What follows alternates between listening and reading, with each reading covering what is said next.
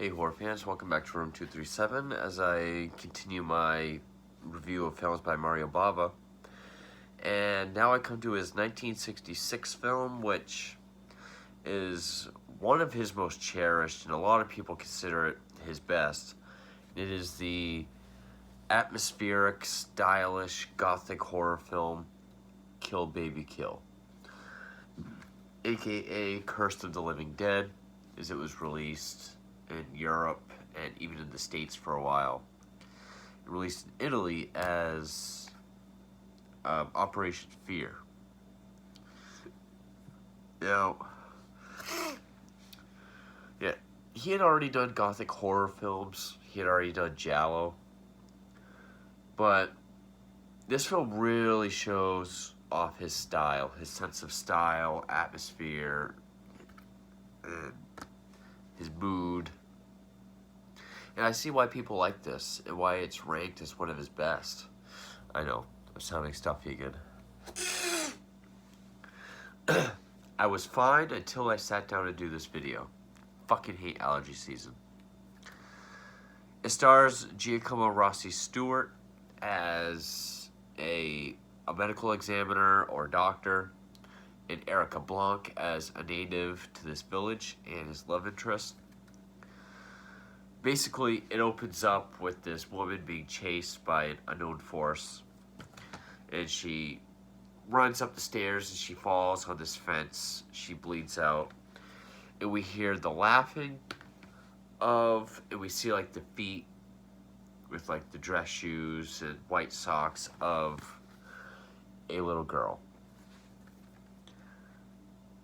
So we're guessing a little girl's doing the killing. Well, Giacomo Rossi-Stuart, his character of this doctor, is called into this Carpathian village, this small village, to do an autopsy on the girl that was killed in the beginning. And Erika Blank is his witness. She was a native, she went away, she came back. And basically, the whole village is pissed off that he's there and that he's doing that, because there's this ghost story or this legend of this young girl named Melissa Graps, who died about 10 years ago. It takes place in 1907. And her ghost haunts the village, and anyone who sees her is automatically doomed for death via a bleeding out, and everyone is scared to death. And pretty much he's trying to figure all this out, and so it kind of has that Giallo sense where it's someone outside of law enforcement trying to solve what's going on, but it's not a Giallo at all. Also amongst the cast, we have Fabienne Dali as this woman named Ruth, who is the woman in black. She's a witch, but she's a good witch. The village believes that her methods can help thwart the girl's impending doom.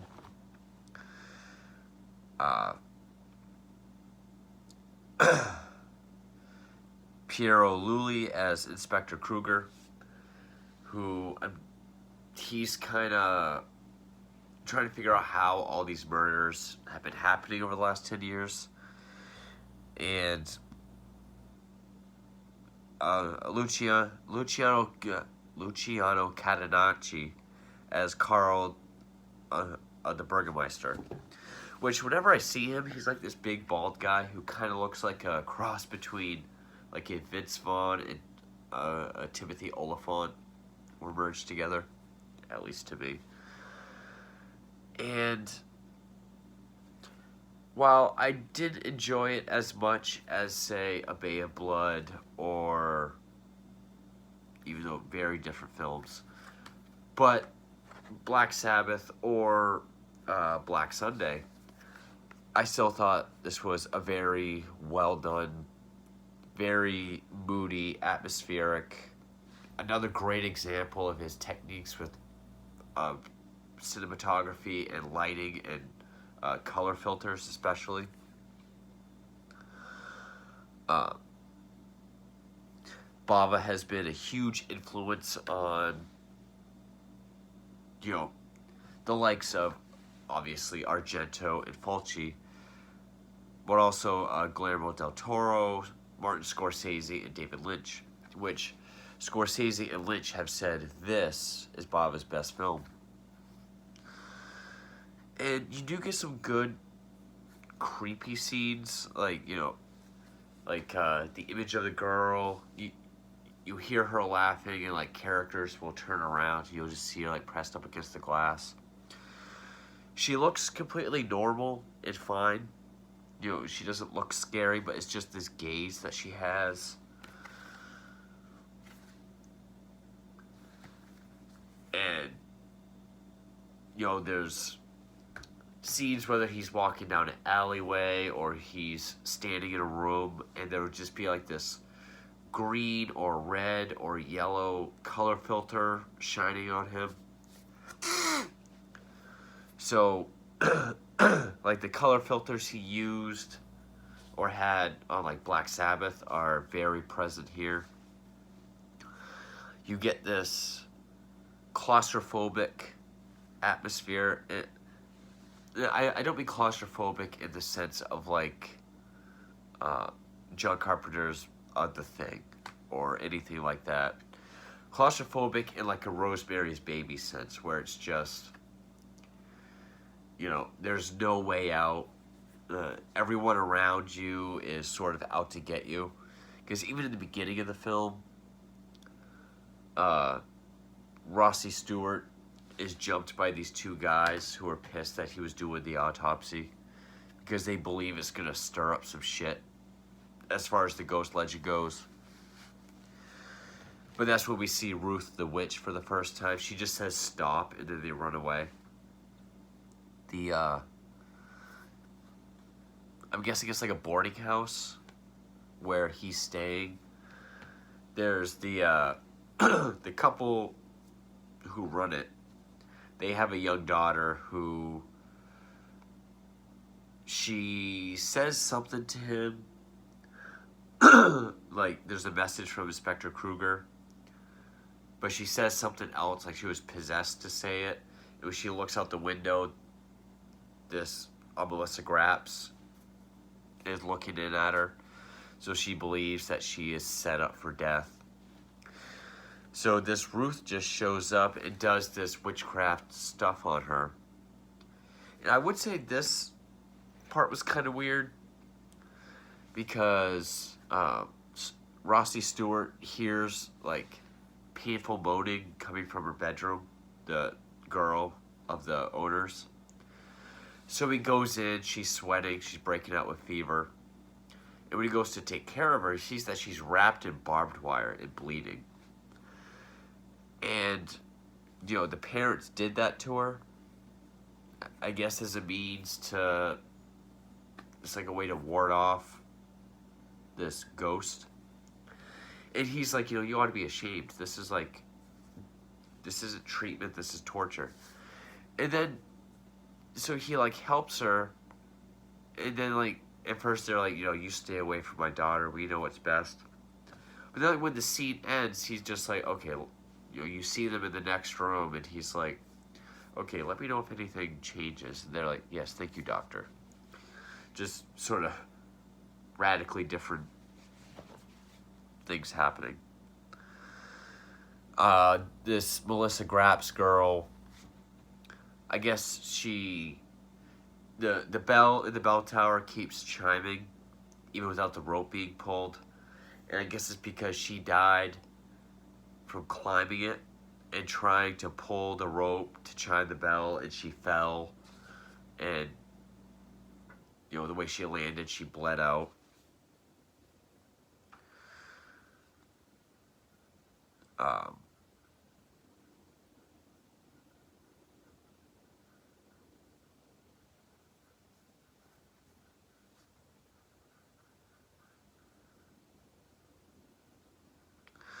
I was just reading up on something. There's the scene, the spiral staircase going down to this tomb where like she's buried, or where her family is buried, but she is at least. It's like this great spiral staircase with like darkness all the way down, and it's like perfectly centered in the screen, and there's like this zoom, then it comes out. It just at different points when the camera's looking down or up, there's just these different color filters that come in. It creates a sense of like uh,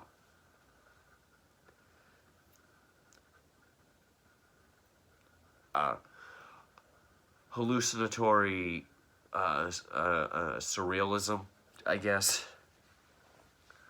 You know, I can't remember who the reviewer was, but pretty much said it's like gothic, perfect blend of like gothic horror meets bad acid trip, and I agree with that. Um,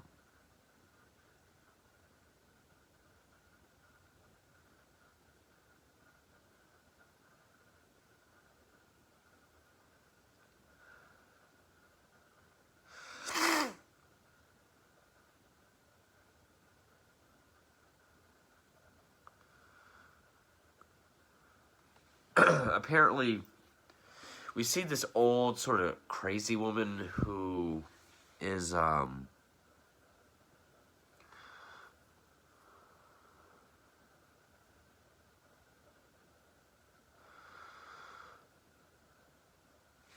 this part did kind of confuse me.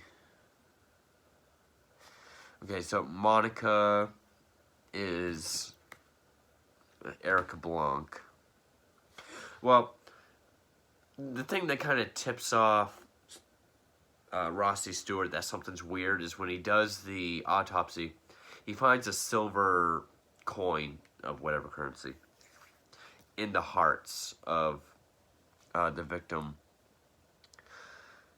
And Ruth explains that they're put there by as talismans to ward off supernatural powers of, you know, whether it be Melissa or the Baroness, because I'm guessing it's like the old, like sort of the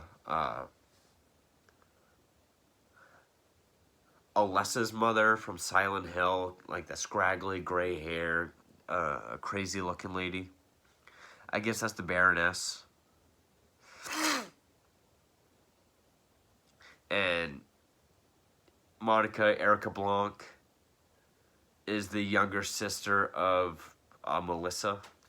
Because she says something about how she went away when she was 2 for whatever reason, and she's come back.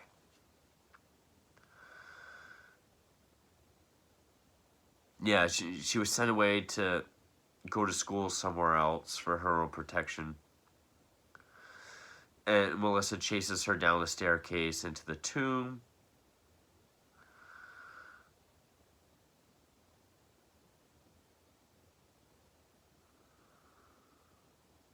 And it was like the Baroness, who I guess is the Silent Hill mom.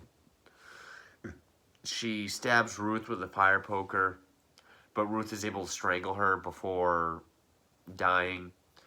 So when the Baroness is killed, it puts Melissa's soul to rest. So I'm guessing the curse is because Melissa died, she put the curse on the whole village. I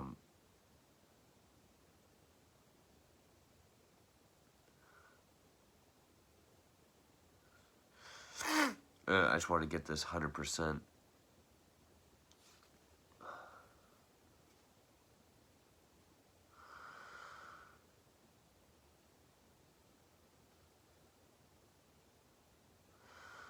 Oh, I just wanted to be 100%.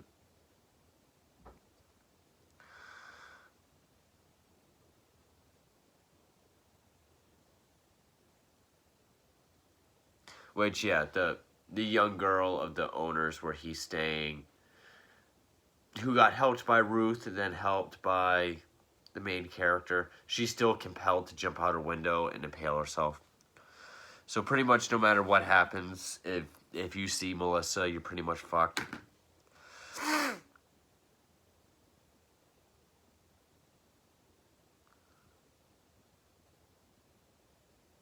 So, oh, okay, that's what it was. Because when she explained this, I was like, I thought she said she fell from the bell tower. There was a drunken festival, and Melissa has this bouncing ball that she was chasing and trying to catch, and she was trampled to death at the festival. Because that ball also is kind of symbolic, you know, people will see it kind of bouncing, and then they'll know she's nearby, kind of like her laughter. So that's why I was confused. I was reading about something, and then I heard that at the same time. I was like, I thought she... I heard something about the bell chiming and falling, so that's why I was confused. But, yeah, that's what happens. But no, I think this is a perfect example of, you know, Bava's filmmaking. When it was being made and when it came out, it suffered a lot.